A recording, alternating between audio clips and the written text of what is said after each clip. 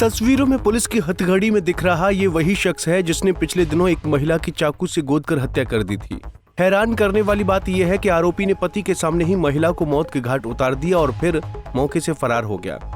गिरफ्तार आरोपी की पहचान यूपी के शाहजहांपुर के रहने वाले विनोद कुमार के रूप में हुई है, जिसका की शादीशुदा मृतका के साथ अवैध संबंध था। मृतक महिला का एक अन्य शख्स के साथ भी नाजायज संबंध था, जिसका पता चलने पर विनोद आग बबूला हो गया और उस दिन इस जघन्य वारदात को अंजाम दिया। 7 अप्रैल 2025 को गुरुग्राम पुलिस के बिलासपुर पुलिस स्टेशन में एक इन्फॉर्मेशन रेवाड़ी के एक अस्पताल से प्राप्त हुई थी कि एक महिला है जो बिलोड़ा की निवासी है और वो मृत अवस्था में हॉस्पिटल में है, जिसके ऊपर बिलासपुर पुलिस स्टेशन की टीम अस्पताल पहुंची और मोर्चरी को बॉडी को उनके द्वारा मोर्चरी में शिफ्ट करवाया गया।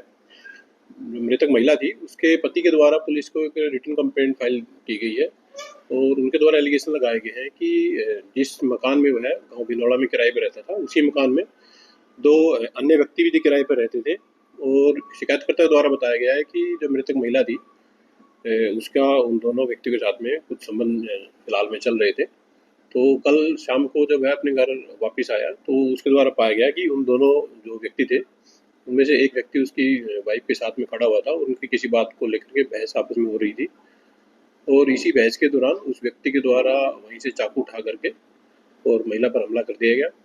इस हमले में लगी चोटों के कारण महिला की मृत्यु हो गई है और इस घटना को अंजाम देने वाला जो व्यक्ति था उसको पुलिस के द्वारा घटना के कुछ ही घंटों के अंदर गिरफ्तार कर लिया गया है। गिरफ्तार किया गया व्यक्ति है, उसकी पहचान विनोद के रूप में हुई है और जो कि जिला शाहजहांपुर उत्तर प्रदेश का रहने वाला पाया गया है।